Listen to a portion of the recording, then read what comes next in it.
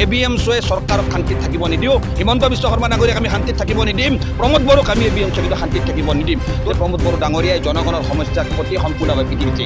আমি অসম চৰকাৰ তথা BTC চুক্তিৰ যি 613 দফা আছে সেই দফাৰ অনুযায়ী অসম BTC চৰকাৰৰ যি প্ৰধান আছে প্ৰমোদ বড়ো ডাঙৰীয়াক আমি আহ্বান জনাইছোঁ, আপুনি অকল কথাৰ ফুলজাৰি মাৰি থাকিলে নহ'ব, অকল ভাষণ দি থাকিলে নহ'ব।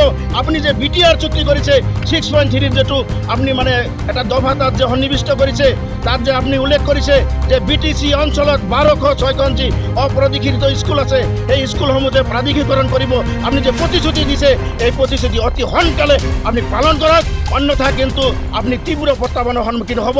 BTC সংখ্যালঘু ছাত্ৰ সন্থা চমুকৈ ABMCয়ে আমি কোকৰাঝাৰৰ মাজত অৱস্থান ধৰ্মঘট কাৰ্যসূচী পালন কৰিছোঁ।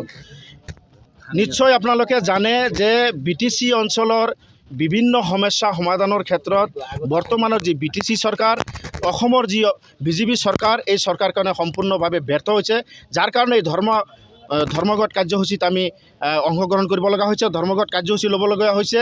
কাৰণ আপোনালোকে জানে যে 2017 বৰ্ষৰ 1 আগষ্ট তাৰিখে আমাৰ ABMCৰ প্ৰায়ত সভাপতি সৈয়দ লাফিকুল ইছলাম আহমেদক দিন দুপৰতে গুলীয়াই হত্যা কৰিছিল। আজি 5টা বছৰ উকলি যোৱাৰ পিছতো অসম চৰকাৰ তথা BTC চৰকাৰে এই হত্যাকাৰীসকলক কৰায়ত্ব কৰিবলৈ সক্ষম নহ'ল। আপোনালোকে জানে যে কিছুদিন আগত CBIয়ে সেই হত্যাকাৰীসকলৰ নাম, এড্ৰেছ আৰু ফটো সহকাৰে তেখেতসকলে ৰাজহুৱা কৰিছিল। তৎসত্ত্বেও এই হত্যাকাৰীসকলক আজিলৈকে অসম চৰকাৰ বা অসম চৰকাৰৰ পুলিচ বিভাগে কৰায়ত্ব কৰিবলৈ সক্ষম নহ'ল। এইটো এটা মানে নজিৰবিহীন ঘটনা। ভাৰতবৰ্ষৰ ভিতৰত এনেকুৱা এটা ঘটনা সংঘটিত হৈছে যে আছামীৰ নাম ফটো সহকাৰে প্ৰকাশ পোৱাৰ পিছতো যে আছামীসকলে মানে নিৰুদ্দেশ হৈ থাকে, এনেকুৱা ঘটনা ভাৰতবৰ্ষৰ কেতিয়াও হোৱা নাই। তেখেতসকলে ভাৰতবৰ্ষ এৰি যোৱা নাই, তেখেতসকলৰ মৃত্যু হোৱা নাই, তেনে ক্ষেত্ৰত কিয় সেই আছামীসকলক কৰায়ত্ব কৰিবলৈ সক্ষম হোৱা নাই? আমি আজিৰ এই ধৰ্মঘট অনুষ্ঠানৰ পৰা অসম চৰকাৰৰ ওচৰত আমি ক'ব বিচাৰিছোঁ, আপোনালোকে এই দোষী ব্যক্তিসকলক কৰায়ত্ব কৰাৰ বাদে তেখেতসকলক আপোনালোকে ৰক্ষণাবেক্ষণ দি আছে। আপোনালোকৰ ৰক্ষণাবেক্ষণৰ কাৰণেই তেখেতসকলে আজিলৈকে গ্ৰেপ্তাৰ হোৱা নাই।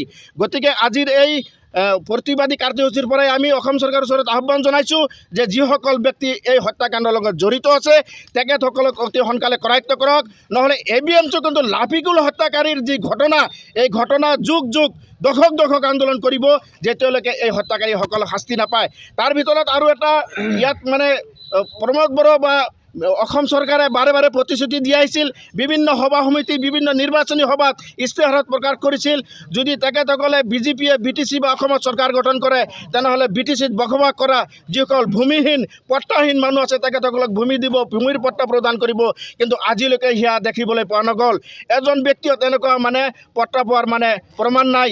যিসকল ব্যক্তি মানে আবেদন কৰিছে, হাজাৰ হাজাৰ মানুহে পট্টাৰ নামত আবেদন কৰিছে, এতিয়ালৈকে তেনেকুৱা ব্যক্তিক পট্টা দিয়াৰ পৰা তেখেতসকলে বিৰত আছে। গতিকে আজিৰ এই সভাৰ জৰিয়তে আমি আৰু এটা বস্তু ক'ব বিচাৰিছোঁ যে যোৱা 93 চনৰ পৰা 2014 চনলৈকে এই BTC অঞ্চলৰ বিভিন্ন স্থানত গোষ্ঠী সংঘৰ্ষ হৈছিল। সেই গোষ্ঠী সংঘৰ্ষত ধৰ্মীয় সংখ্যালঘু, ভাষিক সংখ্যালঘু, কোচ ৰাজবংশী, আদিবাসী, বড়ো আদি বিভিন্ন জনগোষ্ঠীয়ে চলাইছিল। আজিলৈকে সেই ক্ষতিগ্ৰস্ত লোকসকলে কিন্তু ক্ষতিপূৰণ পোৱা নাই।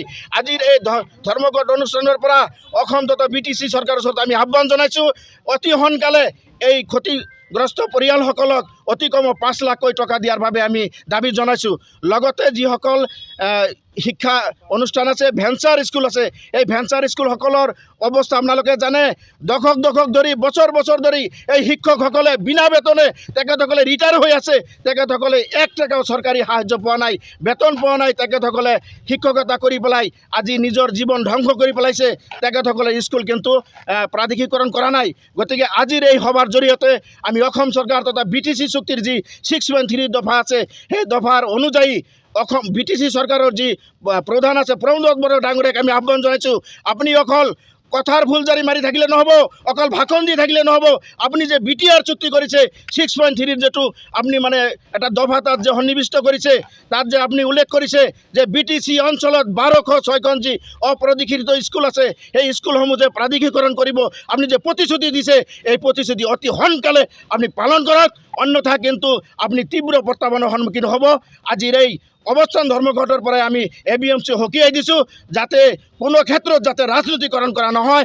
আমাৰ BTC অঞ্চলৰ বা লাফিকুল ইছলামৰ হত্যাকাণ্ডৰ যি আজিলৈকে যিটো পৰ্যায় আছে, এইটো পৰ্যায়ত আমি কোনো পৰ্যায়ত সন্তুষ্ট নহয়।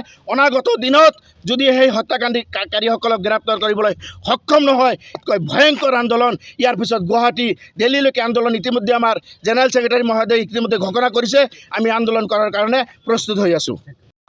বৰ্তমানৰ যিখন BTC চৰকাৰ, এই চৰকাৰখনে যেতিয়া তেখেতসকলে 2020 চনত নিৰ্বাচনৰ আগে প্ৰতিশ্ৰুতি দিছিল যে BTCত যিখিনি নিযুক্তি নাই পোৱা টেট উত্তীৰ্ণ এই অঞ্চলত ভেঞ্চাৰ যিখিনি বিদ্যালয় আছে, মহাবিদ্যালয় আছে, সেইখিনি প্ৰাধিকৰণ কৰা হ'ব। এইবিলাক এজেণ্ডা তেওঁলোকে ইস্তাহাৰত পৰ্যন্ত দিছিল। তদুপৰি BTR চুক্তিৰ 6.3 দফাতো এই একেখিনি কথা উল্লেখ আছে। কিন্তু আমি দেখিবলৈ পাইছোঁ BTCৰ চিফ হিচাপে প্ৰমোদ বড়ো ডাঙৰীয়া দায়িত্ব লোৱাৰ পিছৰে পৰা তেওঁ দি অহা প্ৰতিশ্ৰুতিসমূহৰ পৰা সম্পূৰ্ণ কিন্তু পিঠি দিছে। আজিৰ তাৰিখত আমি ক'বলৈ বাধ্য হৈছোঁ যে প্ৰমোদ বড়ো ডাঙৰীয়াই BTCৰ 32 লাখ জনসাধাৰণক কিন্তু আজিৰ তাৰিখত বঞ্চনা কৰিছে। BTCৰ 32 লাখ জনসাধাৰণৰ সকলো আকাংক্ষা কিন্তু ভৰিৰে মোহাৰিছে। সেই ক্ষেত্ৰত আমি ক'বলৈ বাধ্য হৈছোঁ BTC চিফ প্ৰমোদ বড়ো ডাঙৰীয়াই ভাষণৰ ফুলজাৰি মাৰিছে, কিন্তু তেওঁ কোনো ধৰণৰ কাম কৰিব পৰা নাই। সেইকাৰণে আজি আমি কোকৰাঝাৰৰ এই প্ৰতিবাদস্থলীৰ পৰা ABMC স্পষ্টভাৱে দাবী জনাইছোঁ যে প্ৰমোদ বড়ো ডাঙৰীয়াই বৰ্তমান BTCৰ যি শিক্ষা ব্যৱস্থাটো জয়ী হৈ গৈছে, এই অঞ্চলৰ প্ৰায়সমূহ অঞ্চলত প্ৰাথমিক বিদ্যালয়সমূহত আজিৰ তাৰিখত শিক্ষকৰ অভাৱ। এই ব্যৱস্থাটো ঠিক কৰাৰ কাৰণে প্ৰথমতে এই অঞ্চলত যিখিনি টেট উত্তীৰ্ণ প্ৰাৰ্থী আছে, সেইখিনি টেট উত্তীৰ্ণ প্ৰাৰ্থীক নিযুক্তি দিয়ক, আৰু যিখিনি ভেঞ্চাৰ বিদ্যালয় আৰু মহাবিদ্যালয় আছে সেইখিনি প্ৰাধিকৰণ কৰাৰ ব্যৱস্থা কৰে। কিন্তু আমি দেখিবলৈ পাইছোঁ যে প্ৰমোদ বড়ো ডাঙৰীয়াই জনগণৰ সমস্যাক প্ৰতি সম্পূৰ্ণভাৱে পিঠি দিছে। তদুপৰি আমি আজি প্ৰতিবাদস্থলীৰ পৰা স্পষ্টভাৱে ক'ব বিচাৰিছোঁ যে ABMCৰ প্ৰয়াত সভাপতি লাফিকুল ইছলাম আহমেদৰ হত্যাকাণ্ডৰ 5টা বছৰ উকলিল এইখন কোকৰাঝাৰ চহৰৰ মাজমজিয়াত। দিন দুপৰতে অসমৰ এজন বলিষ্ঠ সংখ্যালঘু ছাত্ৰ নেতা লাফিকুল ইছলাম আহমেদক গুলীয়াই হত্যা কৰিছিল। তাৰ পৰৱৰ্তী পৰ্যায়ত ABMCয়ে ধাৰাবাহিকভাৱে আন্দোলন কৰিলে। হত্যাকাণ্ডৰ তদন্ত প্ৰক্ৰিয়া CBI লৈ গ'ল, আৰু যোৱা 2021 চনৰ 2 আগষ্ট তাৰিখে লাফিকুল ইছলাম আহমেদৰ 3জন হত্যাকাৰী ভদ্ৰেশ্বৰ বসুমতাৰী, ৰূপা ব্ৰহ্ম আৰু ডিংকুৰ মুছাহাৰী, এই 3জন হত্যাকাৰীৰ নাম CBI ফটোৰ জৰিয়তে এক নটিফিকেশ্যনৰ জৰিয়তে ঘোষণা কৰিলে। কিন্তু এতিয়ালৈকে হত্যাকাৰী কিন্তু গ্ৰেপ্তাৰ হোৱা নাই। হিমন্ত বিশ্ব শৰ্মা ডাঙৰীয়া আৰু প্ৰমোদ বড়ো ডাঙৰীয়াই নিৰ্বাচনৰ সময়ত বা বিভিন্ন সময়ত লাফিকুল ইছলাম আহমেদৰ হত্যাকাণ্ডৰ বিষয়টোত ন্যায় দিব বুলি কৈ বিভিন্ন ধৰণৰ কথা কৈ আছিল। কিন্তু এতিয়ালৈকে যি 3জন হত্যাকাৰীৰ নাম ঠিকনা সকলো আৰক্ষীৰ ওচৰত, চৰকাৰৰ ওচৰত মজুত আছে, কিন্তু এতিয়ালৈকে হত্যাকাৰীক চৰকাৰে গ্ৰেপ্তাৰ কৰা নাই কিয়? আজি আমি এই প্ৰতিবাদস্থলীৰ পৰা প্ৰশ্ন উত্থাপন কৰিছোঁ। বাৰম্বাৰ এই কথা আলোচনা হৈছিল যে লাফিকুল ইছলাম আহমেদৰ হত্যাকাণ্ড এক ৰাজনৈতিক হত্যাকাণ্ড, আৰু আজিৰ তাৰিখত আমি ক'বলৈ বাধ্য হৈছোঁ যে লাফিকুল ইছলাম আহমেদৰ এক হত্যাকাণ্ডটো এক ৰাজনৈতিক হত্যাকাণ্ড, আৰু এই হত্যাকাণ্ডৰ লগত চৰকাৰী পক্ষৰ কোনোবা শক্তিশালী চক্ৰ জড়িত হৈ আছে নেকি? অসমৰ মাননীয় মুখ্যমন্ত্ৰী ডক্টৰ হিমন্ত বিশ্ব শৰ্মা আৰু BTC চিফ মাননীয় প্ৰমোদ বড়ো ডাঙৰীয়াই জানে নেকি যে লাফিকুল ইছলাম আহমেদৰ হত্যাকাৰী ক'ত লুকাই আছে? নে চৰকাৰে সেই হত্যাকাৰীসকলক ৰক্ষণাবেক্ষণ দিছে? নহ'লে আজিৰ তাৰিখত সদায় এনকাউণ্টাৰ হৈছে, সদায় বিভিন্নজন অপৰাধী ধৰাত পৰিছে। প্ৰমোদ বড়ো ডাঙৰীয়াই NDFBৰ 4টাকৈ ফ্ৰেকশ্যন ম্যানমাৰৰ পৰা, জংঘলৰ পৰা আনি ইয়াত BTR চুক্তি কৰি শান্তি প্ৰতিষ্ঠা হোৱাৰ কথা কৈ আছে। তেনেহ'লে এই কোকৰাঝাৰ অঞ্চলত যি 3জন হত্যাকাৰীৰ নাম ঘোষণা কৰিছে, এই 3জন হত্যাকাৰীক গ্ৰেপ্তাৰ কৰাৰ ক্ষেত্ৰত প্ৰমোদ বড়ো ডাঙৰীয়াই কি ব্যৱস্থা গ্ৰহণ কৰিছে? তেওঁ নিৰ্লজ্জ এক বক্তব্য দি আমি পৰিলক্ষিত হৈছে যোৱা 1 আগষ্ট তাৰিখে যে লাফিকুল ইছলামৰ বিষয়টোৰ লগত তেওঁৰ কৰিবলগীয়া একো নাই, BTCৰ কাউন্সিলৰ হাতত হোম ডিপাৰ্টমেণ্ট নাই, এই কথা আমি সকলোৱে জানো। কিন্তু UPPL ৰাজনৈতিক দল আজিৰ তাৰিখত BTCৰ চৰকাৰত আছে, অসমত চৰকাৰত আছে, আৰু দিল্লীৰ চৰকাৰতো তেওঁলোক অংশীদাৰ। আৰু প্ৰমোদ বড়ো ডাঙৰীয়াই যদি সঁচাকৈ লাফিকুল ইছলাম আহমেদৰ হত্যাকাণ্ডৰ একো কৰিব নোৱাৰে, হত্যাকাৰীক গ্ৰেপ্তাৰ কৰিব নোৱাৰে, তেনেহ'লে তেওঁ BTCত এই শান্তিৰ যি তেওঁ এক ঢাকঢোল বজাই ফুৰিছে, এই ঢাকঢোল বজোৱা বাদ দিয়ক, কাৰণ শান্তি আৰু অন্যায় একেলগে কেতিয়াও কএক্সিষ্টেঞ্চ কৰিব নোৱাৰে। আমি স্পষ্টভাৱে দাবী জনাইছোঁ যে লাফিকুল ইছলাম আহমেদৰ হত্যাকাৰীক গ্ৰেপ্তাৰ নোহোৱা পৰ্যন্ত ABMCয়ে চৰকাৰক শান্তিত থাকিব নিদিওঁ, হিমন্ত বিশ্ব শৰ্মা ডাঙৰীয়াক আমি শান্তিত থাকিব নিদিম, প্ৰমোদ বড়োক আমি ABMC কিন্তু শান্তিত থাকিব নিদিম। তদুপৰি প্ৰমোদ বড়ো ডাঙৰীয়াই স্পষ্টভাৱে কৈছিল যে BTC অঞ্চলৰ ভূমিহীন ভূমিপট্টাহীন মানুহক ভূমিপট্টা দিয়া হ'ব। ক'ত গ'ল প্ৰতিশ্ৰুতি?